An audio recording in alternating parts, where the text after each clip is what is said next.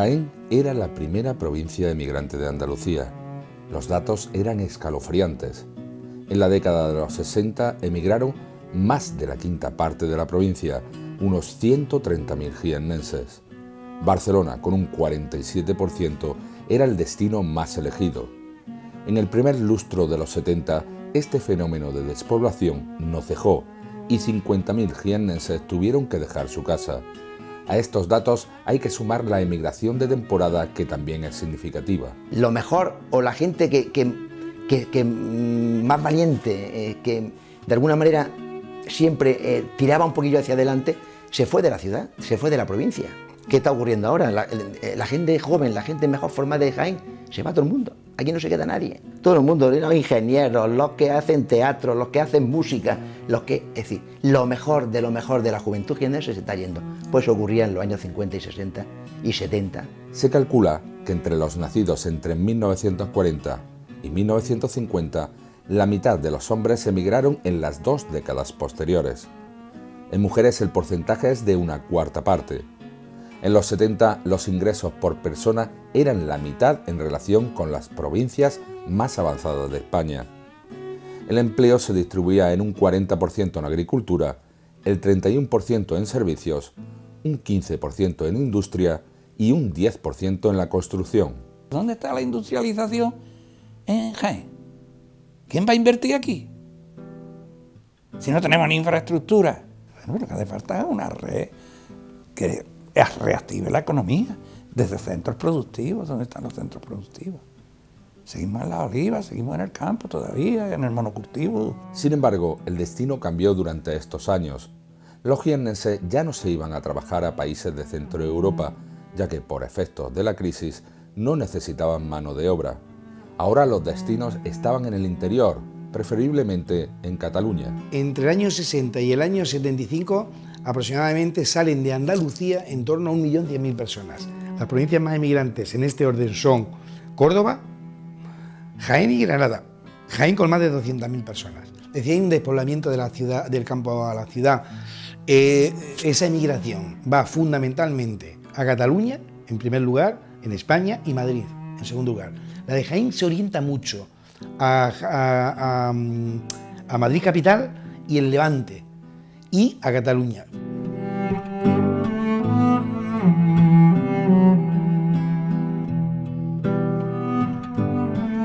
En abril de 1978 continúa el avance ante la preautonomía. El mismísimo Blas Piñar tuvo unas palabras cuando visitó Jaén el 15 del mismo mes para inaugurar la sede de Fuerza Nueva, en el local de un simpatizante en plena zona de marcha de los jiennenses, y tener una cena con discurso sobre la unidad de España en el Hotel Condestable Iranzo. No habrá más enfrentamientos sangrientos al servicio de intereses bastardos, apostilló el líder ultraderechista sobre las preautonomías. También eran unas personas muy exquisitas en el trato.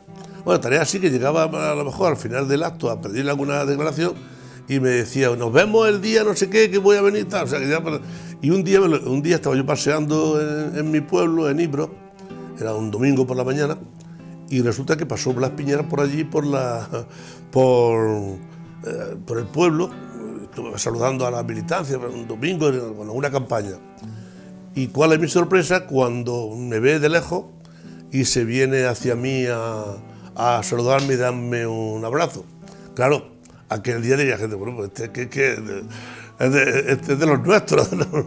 y simplemente es que tenía, vamos, el hombre me veía siempre y me saludaba con mucho afecto. Fuerza Nueva era un partido que seguía fiel a los ideales franquistas, nacido bajo el liderazgo de Blas Piñar a finales de los 60.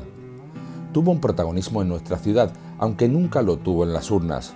Fueron pocos los franquistas nostálgicos, corrientes de ultranacionalistas, falangistas y ultracatólicos los que se atrevieron a votarlo, aunque las visitas de Piñar solían tener miles de espectadores. Una cosa es la hora de votar y otra cosa es los fervorosos, los devotos de esas agrupaciones políticas, con Fuerza Nueva, pues enseguida acudían cuando eran requeridos.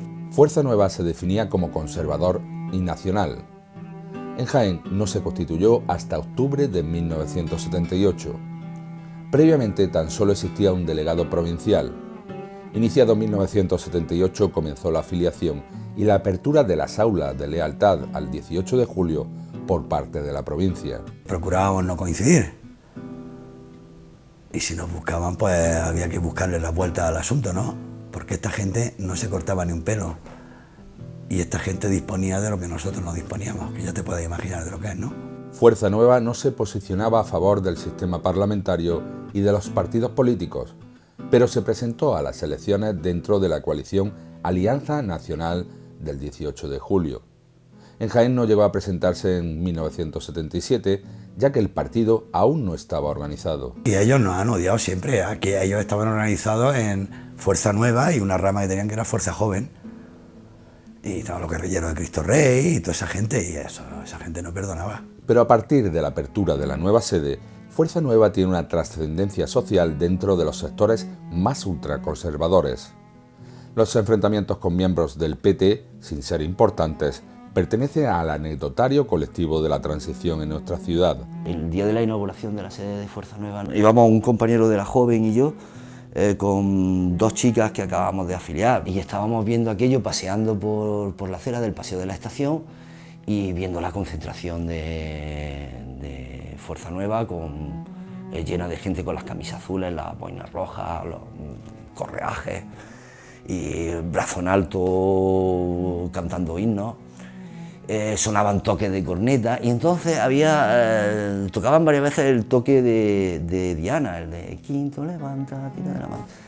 Y en sus primeras notas es muy parecida a la canción del patio de mi casa, así que las nenas estas que iban con nosotros se pusieron a cantar el patio de mi casa. Dios que manta de hostia nos dieron, Rafa. No, a las chicas no las tocaron, hay que decirlo que en eso se portaron bien, pero vamos, fue de pronto empezar a oír silbatos y un pelotón de 20 tipos con uniforme, y eso, ¿no? Me arrinconaron en una pared y empezaron a darme puñetazos, y había un cojo que no llegaba porque tenía la barrera de sus compañeros delante, lo que me estaban fosteando. Y el tío fue el que más daño me hizo, porque con la muleta metía la muleta por dentro, por encima de la barrera, y llegaba a darme y todo, ¿no? Y a mi compañero igual, o sea que nos cogieron de manera aislada, ¿no? De pronto se oyeron otra vez silbatos y ya, ¡pum!, desapareció aquello, no quedó nada más que el polvo y dos tíos allí tirados en el suelo, que encima me dio risa y me dolía. 18 de abril de 1978. Ante los rumores, Adolfo Suárez descarta una coalición entre la Unión de Centro Democrático y Alianza Popular. 19 de abril, por fin, la preautonomía andaluza es aprobada. El rector de la Universidad de Sevilla y diputado por UCD, Manuel Clavero Arévalo, se convierte en el gran impulsor. Nosotros éramos internacionalistas proletarios, no hemos creído nunca en la frontera y en estas cosas, y cuando ellos venían aquí a hablarnos del cortijo, yo creo que ese fue uno de los primeros factores que me hace a mí dudar de mi militancia en el PC y empieza a tocarme cuando Partido Comunista Andaluz, Partido Comunista de Murcia, de La Rioja y tal y cual. Me pareció una gilipollez absoluta, ¿no? Porque estábamos todos en el mismo barco luchando, ¿no? Se estableció una asamblea de parlamentarios donde se depositó, por así decirlo, la confianza para iniciar ese proceso. Esa asamblea de parlamentarios se reunía, formaban todos los diputados de todos los partidos y todos los senadores. Ahí es donde había una mayoría clara del Partido Socialista, y por eso el Partido Socialista fue el que lideró ese gobierno preautonómico. Pero en ese gobierno había UCD, había, de hecho, Fernando Arenas del Buey, en aquel gobierno, si no me equivoco, que era diputado por la provincia de Jaén, fue el consejero de Sanidad en esa etapa preautonómica.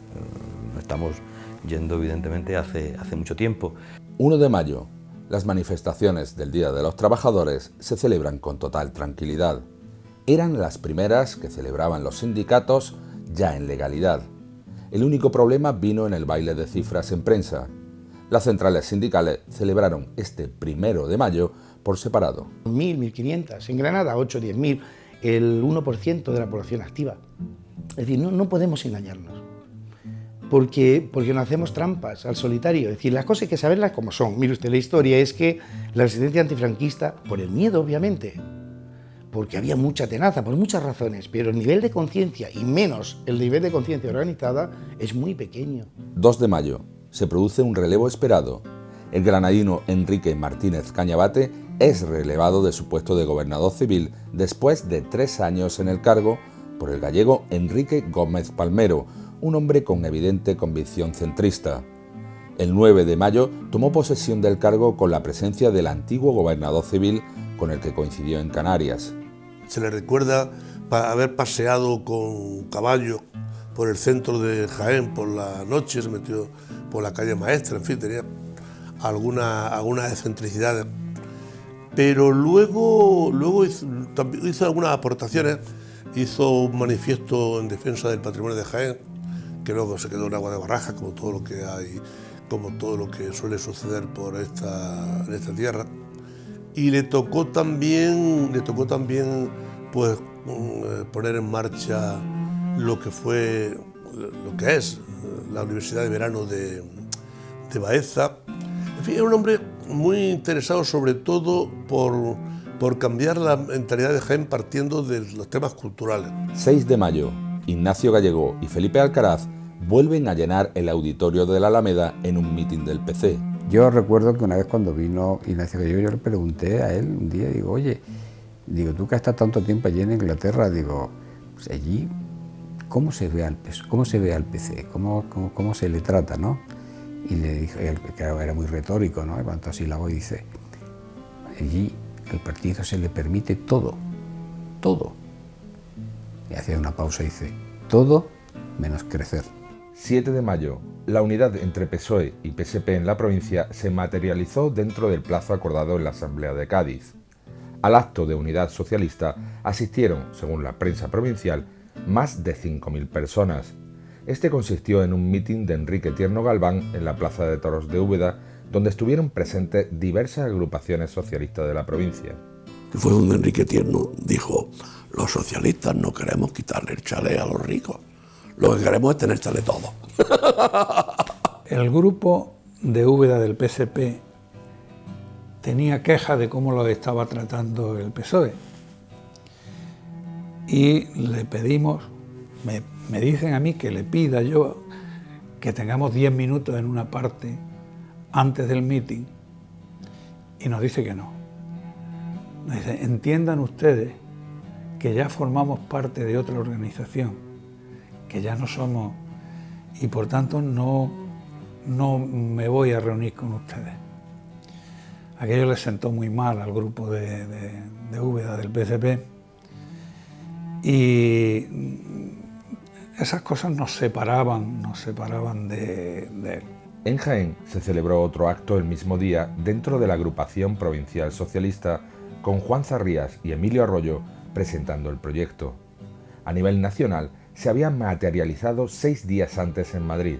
Incluso hubo un acuerdo, de eso proviene precisamente que Tierno Galván fuera alcalde de Madrid, además un alcalde especialmente recordado y con mucho cariño, y en algunos casos se respetaban los cargos que podía haber en la ejecutiva del PSP o por lo menos ciertas situaciones se respetaron al ser absorbidos por el PSOE. En el caso específico de Jaén, el militante más significativo que se incorporó fue Leocadio Marín, que concretamente se incorporó a la ejecutiva como vocal adscrito al área de organización, que era la mía, y luego, pues, como todos sabemos, ha sido un militante cualificado del partido. La otra persona que se incorpora y que se traslada a Sevilla y que tiene un cargo en la ejecutiva regional fue Ignacio Quesada Menduña. En Jaén Capital algunos dejaron de militar,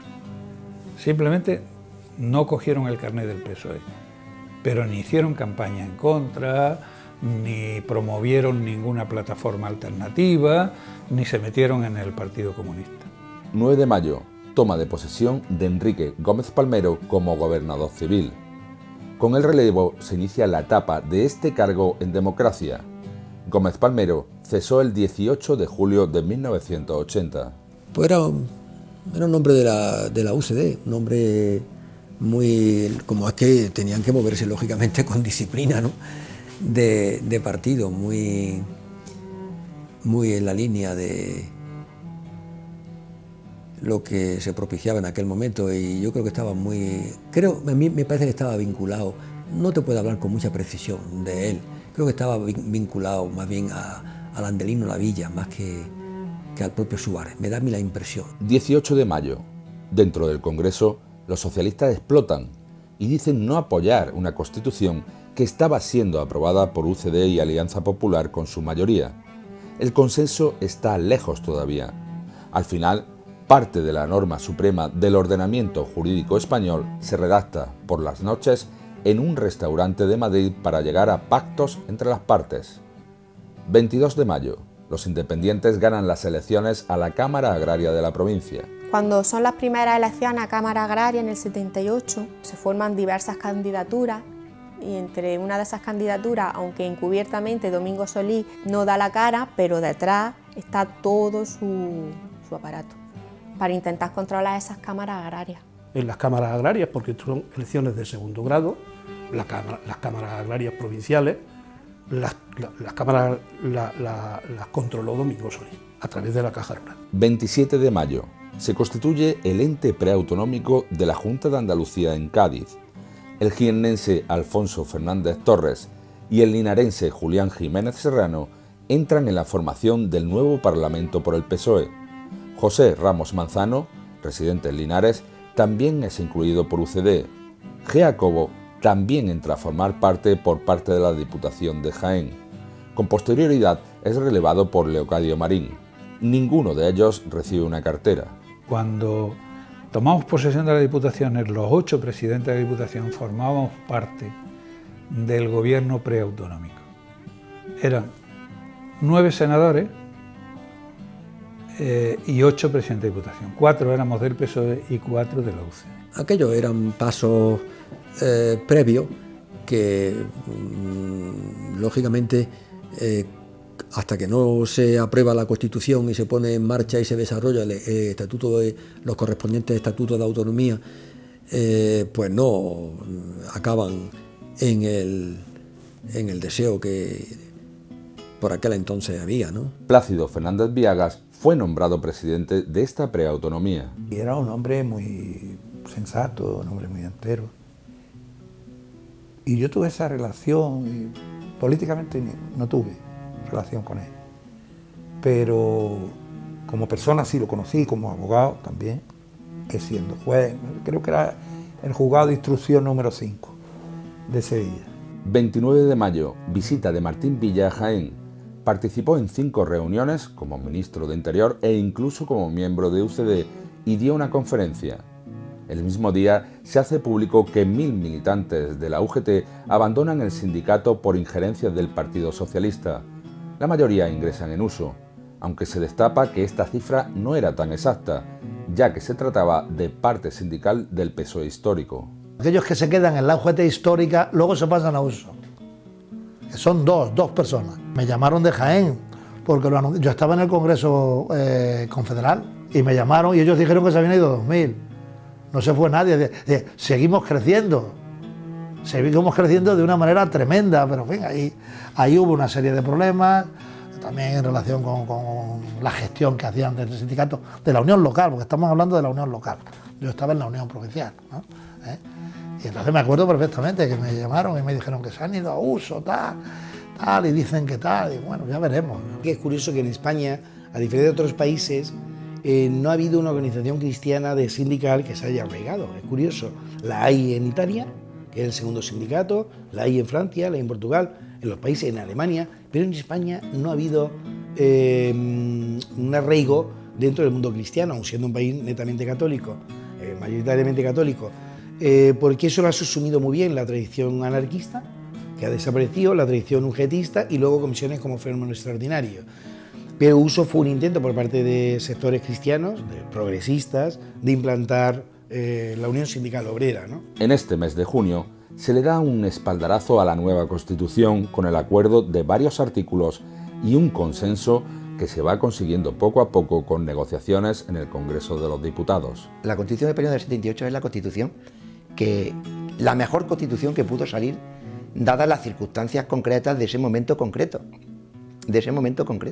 Y creo que cumple los objetivos básicos que todo demócrata se podría plantear en ese momento. Un Estado de Derecho, democracia, libertad, amnistía, no perdamos de vista eso tampoco. Es decir, derechos, libertades, estatuto de autonomía. Es decir, yo creo que la Constitución española del 78 fue una Constitución muy avanzada. 25 de junio, mitin del PSOE en el auditorio de la Alameda, donde Emilio Arroyo, José Rodríguez de la Borbolla y Gregorio Peces Barba intervienen ante 1.500 militantes.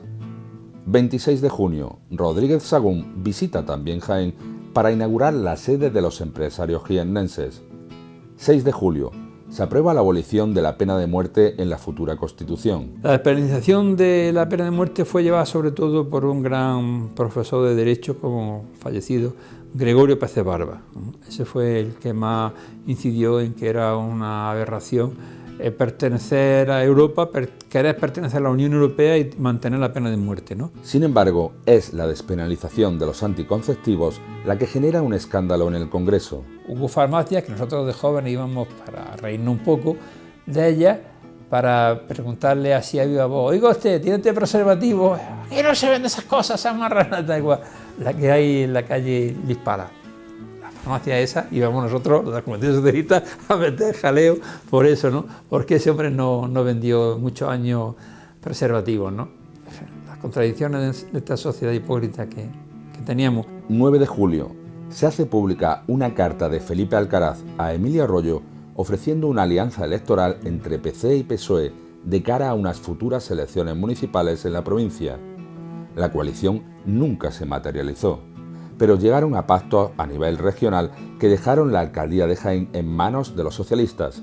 Incluso Santiago Carrillo, en un mitin en Linares un día después de la publicación de la carta, plantea esta coalición. Evidentemente yo no era quien para eso, ni a mí había que dirigirse.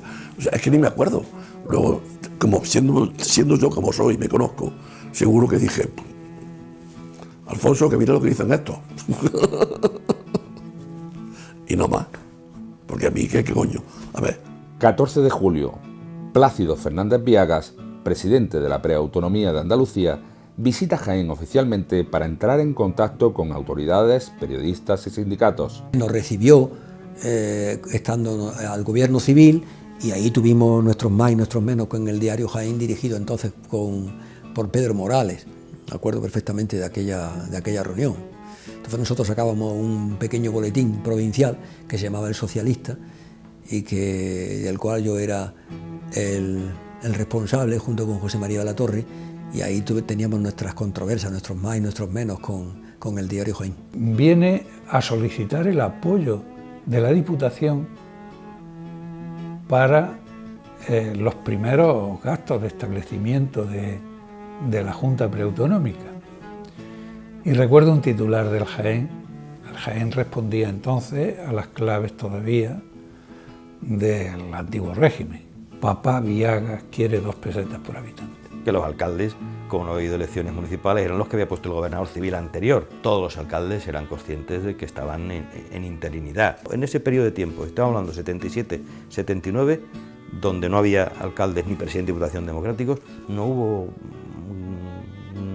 incidentes graves ni problemas graves. No, yo creo que fue una etapa, bueno, pues en la que se está empezando a construir. Algunos militantes que pudimos nos acercamos a la Diputación a aplaudirlo cuando entraba. No estaríamos más allá de 15 o 20 personas aplaudiéndolo, pero recuerdo que lo recibieron formados en la entrada de la Diputación todos los diputados y el presidente de la Diputación en aquellos momentos. Y había un militante del PSOE en Jaén, que era médico, se llamaba Bocanegra de apellido, era sevillano. Y decían: ¡uf, Leocadio! Hasta que nosotros echemos a esta gente de aquí. 16 de julio. Fallece Juan Pedro Gutiérrez Figueras, primer alcalde de Jaén en la época franquista, presidente de la Diputación y creador del Sanatorio de los Prados. Es el único personaje del franquismo que todavía mantiene su calle gracias a su labor social con los más desfavorecidos. Hizo cosas importantes que no se pueden valorar desde el punto de vista político, sino desde el punto de vista ciudadano. Es decir, no fue un fascista más ahí para meter en una lista para violentarlo históricamente, ¿no? El mismo 16 de julio se anuncia el segundo congreso de la UGT con el lema Jaén por la lucha y la militancia sindical. Se hace pública una cifra de afiliados a este sindicato, 30.000. A partir del 77, cuando el sindicato vertical se cierra, cuando ya la sindicación no es obligatoria, hay mucha gente que piensa que es obligatorio estar sindicado. Entonces, pues se afilian a los nuevos sindicatos, entonces nosotros tenemos fichas por miles. 22 de julio. Uso denuncia que los sindicatos UGT y Comisiones Obreras son meros departamentos sindicales del PSOE y del PC, respectivamente. Manuel Zaguirre pide autonomía sindical el mismo día que comienza el Congreso Provincial de los UGTistas. Con la presencia de unos 300 participantes, José María Sánchez es nombrado secretario general de la nueva Ejecutiva Provincial. ¿El PC era importante en comisiones? Sin duda. Sin el PC no hubiera existido comisiones. Porque es el PC el que auspicia la creación de las comisiones. Pero una vez que nace el muchacho empieza a tener una autonomía que hace que en el año 73, cuando están los días de Carabanchel, Nicolás y Eduardo afirman, que son protagonistas y director, que hay un momento determinado donde el partido plantea la posibilidad de que comisiones desaparecieran. Pues empieza a tener celos de Comisiones Obreras. Hay una ligazón histórica, porque nosotros tenemos el mismo fundador, que es Pablo Iglesias. Y la UGT se funda una semana antes que el Partido Socialista. El PSOE tiene incluida en los estatutos la doble afiliación, hasta el año 86, creo. En comisiones no se plantea eso, la doble afiliación, pero en comisiones, probablemente en el 86 y posteriormente, los compañeros son muy libres de decir lo que se reunía primero el Partido Comunista. Es que había una interrelación entre el Partido Comunista y comisiones y la UGT y el PSOE muy fuerte. La interrelación era muy fuerte porque en la clandestinidad los cuadros que nutren ambos sindicatos unos son comunistas, los otros son socialistas. Pero ese proceso, a partir de que se aprueba la Constitución, empieza a producirse una apertura. Si entraban en el PSOE, el sindicato obligatorio para sindicalmente actuar los socialistas era la UGT. Luego ya se cambió el Congreso, porque hubo ya el pique Nicolás Redondo, Felipe González, todas esas cosas en los años 90, y ya se dio libertad para afiliarse a cualquier sindicato. 30 de julio, primera conferencia provincial del Partido del Trabajo de Andalucía, PT. 2 de agosto, crisis en el gobierno de UCD. Torcuato Fernández Miranda y Alfonso Osorio abandonan el partido y pasan al grupo mixto. Las discrepancias en la redacción de la Constitución les llevan a tomar esta decisión drástica. Ya se iban desgranando aquella amalgama de partidos hasta que llegamos a Palma de Mallorca, que ya allí se hace insostenible y posteriormente se disuelve la UCD. 6 de agosto, fallece el Papa Pablo VI a los 81 años de edad. El cardenal italiano Albino Luciani, de 65 años, se convierte en el sucesor de Pedro con el nombre de Juan Pablo I. 33 días después, fallecía. La falta de información generó una rumorología que a día de hoy continúa. El cardenal polaco Karol Wojtyła le sucede el 16 de octubre con el nombre de Juan Pablo II. Un nombramiento llamativo ya que se trataba del primer pontífice no italiano en los últimos 456 años. También se trataba de un claro desafío a la Unión Soviética en plena Guerra Fría. 14 de agosto, UGT abandona las comisiones locales de empleo al no tener poder decisorio en ellas. 10 días después, el gobernador civil Gómez Palmero llega a un acuerdo con el PSOE y el sindicato para ser incluido en estos organismos en detrimento de los jefes del PPO, el programa de promoción profesional obrera de la época, o lo que es lo mismo, el equivalente al Sistema Nacional de Empleo. Que era una forma de empezar a desmantelar lo que todavía creaba. Hay que tener en cuenta que al terminar Franco no muere todo, que estaba todo intacto, todas las estructuras policiales, administrativas, sindicales, y eso era una forma de ir desmontando estructura del sindicato vertical. 20 de agosto. UCD celebra su primera Asamblea Nacional en el Hotel Condestable Iranzo ante 600 afiliados. Son 3.000 las personas que ya se han afiliado a este partido político. 24 de agosto. La aventura de la prolongación de la carrera Proverso toca a su fin. El primer proyecto databa de 1927 y era obra de Luis Vergen Martínez. Medio siglo después y unas cuantas aprobaciones en el Pleno, los propietarios critican al alcalde Antonio Herrera por frenar este proyecto que hubiera acabado con la mitad del barrio de San Ildefonso. Que un grupo de particulares deciden crear una entidad de gestión urbanística que se llama Proverso. Y el ayuntamiento entonces le encomienda a ellos que sean ellos quienes la ejecuten, digamos, dentro de la normativa y dentro de la directriz del ayuntamiento. Pero, digamos, la promoción es de ellos. Pero, claro, eso implicaba un entendimiento entre las partes, entre los propietarios. Entonces empezó a producirse el abandono de casas, sobre todo porque eran casas que se compraban precisamente para demolerlas, y el barrio se fue deteriorando. En agosto de 1978 se producen varias fusiones de ayuntamientos que dejan a la provincia de Jaén con 96 pueblos frente a los 101 que tenían con anterioridad. 671.563 es el número de habitantes provinciales.